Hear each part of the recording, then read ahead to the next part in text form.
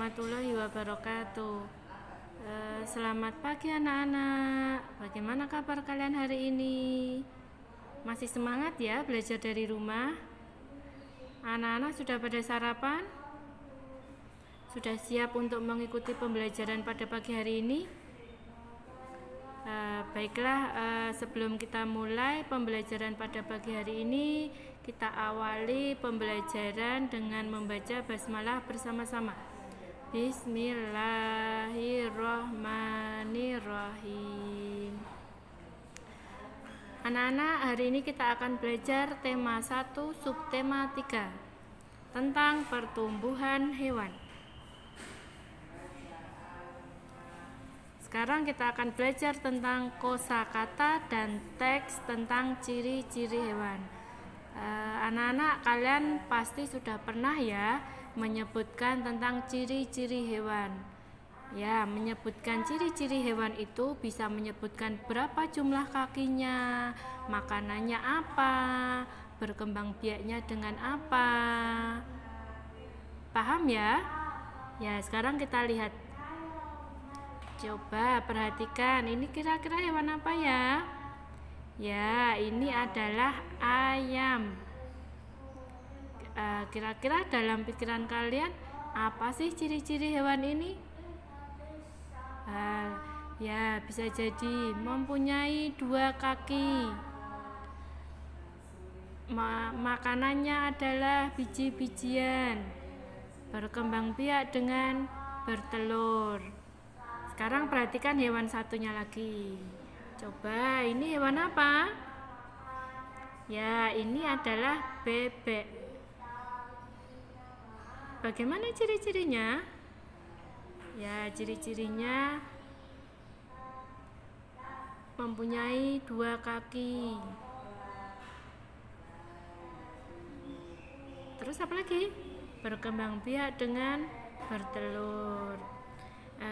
Anak-anak, ayam dan bebek itu spesiesnya sama ya, memiliki beberapa persamaan. Nah, ini sama-sama hewan unggas ya, sama-sama bertelur, terus mempunyai kaki 2, terus bersayap. Nah, ini hewannya ini ada persamaan, tetapi ada juga perbedaannya.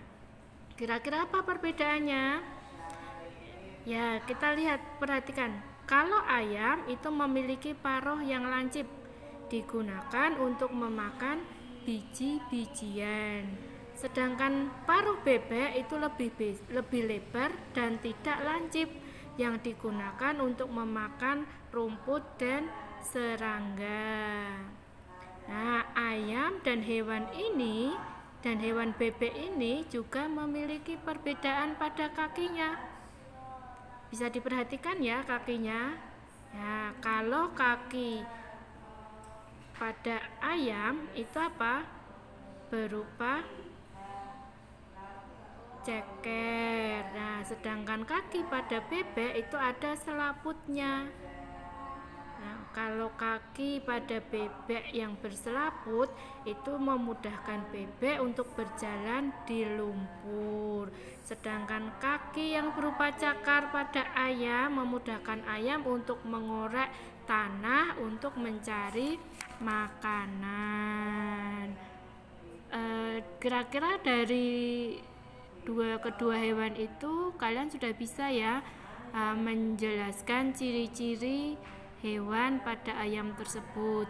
Kalian juga bisa menceritakan persamaan dan perbedaan ayam dan bebek ya. Ya, sudah paham tentang kosakata dan teks tentang ciri-ciri hewan? Baiklah, sekarang kita lanjutkan. Kita akan belajar tentang unsur-unsur dalam gambar dekoratif. Nah, gambar dekoratif itu adalah gambar hiasan dari gabungan beberapa bentuk motif dengan komposisi warna yang indah. Gambar dekoratif dapat ditemukan pada karya seni rupa Nusantara dengan corak tradisional. Nah, biasanya dapat kita temukan di mana? Di kain batik, pada guci. Nah, itu gambar dekoratif. Nah, sekarang kita akan belajar unsur-unsur dalam gambar dekoratif, yaitu yang pertama unsur garis, bentuk, dan warna. Nah, sekarang kita akan belajar garisnya. Garis yang digunakan dalam gambar dekoratif itu ada bermacam-macam. Ada yang pertama, garis horizontal. Nah, bisa dilihat ya garisnya itu. Yang kedua, garis lengkung. Nah, garis lengkung bisa diperhatikan ya. Yang ketiga, garis zigzag. Yang keempat, garis gelombang. Garis gelombang itu yang bergelombang ya. Itu unsur-unsur garis yang digunakan dalam gambar dekoratif. Nah, sekarang kita akan belajar tentang bentuk. Bentuk yang digunakan dalam gambar dekoratif adalah yang pertama, bentuk persegi. Yang kedua, lingkaran. Yang ketiga, persegi panjang. Yang keempat, segitiga. Dan yang kelima, belah ketupat. Nah, sekarang unsur yang lainnya yang digunakan dalam gambar dekoratif adalah warna. Warna terdiri atas warna primer dan sekunder. Warna primer adalah dasar dari warna lainnya, yaitu merah, kuning, dan biru. Sedangkan warna sekunder adalah warna yang dihasilkan dari campuran dua warna primer. Contohnya, warna hijau yang diperoleh dari campuran kuning dan biru. Anak-anak sudah paham ya tentang unsur-unsur dalam gambar dekoratif? Anak-anak, sekarang kita lanjutkan. Kita akan belajar tentang perkalian bilangan dengan cara bersusun. Masih ingat perkalian? Ya, perkalian itu adalah penjumlahan berulang dari suatu bilangan. Contohnya seperti ini ya. Nah, contohnya seperti ini. 3 kali 4 sama dengan 4 ditambah 4 ditambah 4 sama dengan 12. Jadi 3 kali 4. Jadi yang ditulis yang belakang ya, 4-nya berapa? 3 kali. Itu namanya penjumlahan berulang. Sekarang kita akan belajar perkalian cara bersusun panjang. Contohnya seperti ini ya. Sudah kasih contoh ya.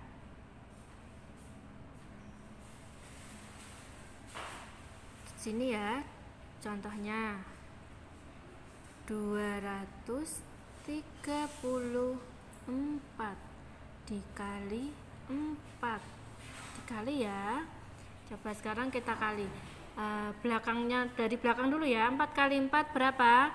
16. Ditulis 16 karena kita belajar bersusun panjang, ditulis dulu 16. 3 kali 4 12. Ditulisnya di sini 12 karena 3 angka puluhan berarti ditambah ya, berarti 30 kali 4 sama dengan 120. Dan yang terakhir 2 kali 4 sama dengan 8. Karena di ratusan berarti 200 dikali 4 sama dengan 800. Sekarang baru kita jumlahkan.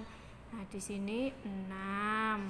Di sini 1 tambah 2 3 tambah 0. Nah, sekarang 1 tambah 8 9. Kalau ini dengan cara bersusun panjang, jadi disesuaikan ya satuan, puluhan, ratusannya.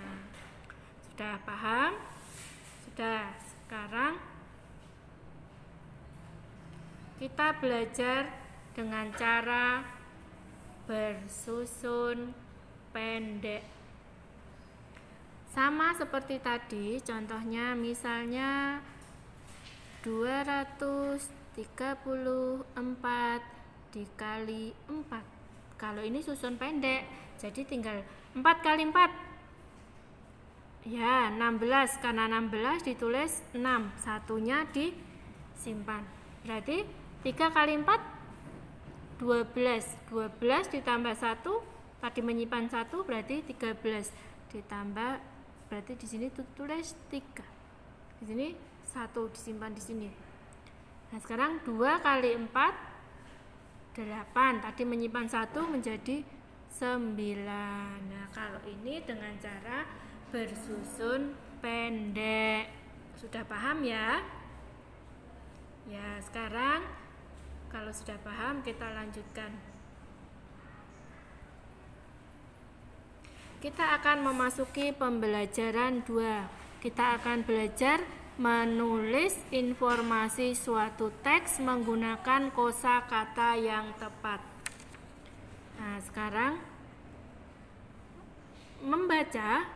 Nah, kalau kita membaca itu dapat menambah pengetahuan dan wawasanmu. Nah, selesai membaca, sebaiknya tulis kembali informasi yang terdapat dalam teks tersebut. Dengan demikian, pengetahuan, wawasan, serta kosakatamu akan bertambah. Nanti kalian bisa ya untuk membaca halaman 61. Dibaca saja sambil dicari informasinya. Hanya dibaca ya. Selanjutnya kita akan belajar tentang makna bersatu dalam keberagaman. Nah, kita sering menjumpai keberagaman dalam kehidupan sehari-hari. Ya, keberagaman itu terlihat dari ciri fisik, warna kulit, sifat, kemampuan, dan kegemaran atau kesukaan. Kita harus mensyukuri dan menghargai keberagaman yang ada. Misalnya, tidak mengolok-olok teman yang kurang pintar. Namun, ajarilah dia supaya dia bisa menjadi pintar. Nah, dengan demikian, kerukunan akan tetap terjaga. Saling menyayangi dan menghargai teman merupakan pengamalan sila-sila Pancasila. Nah, masih ingat ya, kemarin sudah belajar tentang pengamalan sila Pancasila. Nah, jika perilaku tersebut dilakukan dengan wujud syukur kepada Tuhan, berarti kita mengamalkan sila pertama Pancasila. Jika perilaku tersebut didasari rasa kemanusiaan, berarti kita mengamalkan sila kedua Pancasila. Jika perilaku tersebut dilakukan dengan mempererat persatuan, berarti kita mengamalkan sila ketiga Pancasila. Jika perilaku tersebut dilakukan saat berdiskusi, berarti kita mengamalkan sila keempat Pancasila. Dan jika perilaku tersebut dilakukan tanpa melihat perbedaan yang ada, berarti kita mengamalkan sila kelima Pancasila. Maksud dari perilaku tersebut itu apa? Perilaku saling menyayangi dan menghargai. Sudah paham anak-anak? Sudah ya? Sekarang untuk tugasnya ini, kerjakan soal-soal Ayo Berlatih yang ada di buku Bu Pena halaman 59 sampai 60. Yang dikerjakan cukup yang ini ya. Nomor 1 itu kerjakan yang A saja. Nomor 2 kerjakan yang C dan E. Nomor 3 kerjakan yang F. Dan nomor 4 kerjakan yang G. Sudah paham? Sudah. Ada yang mau ditanyakan?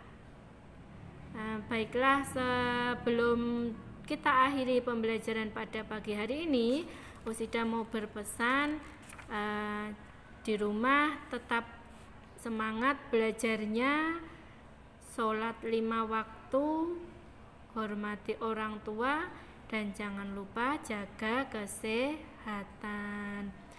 Untuk ayah dan bunda, terima kasih banyak sudah membimbing dan mendampingi anak-anak dalam belajar dari rumah. Tetap semangat dan Usida akhiri, wassalamualaikum warahmatullahi wabarakatuh.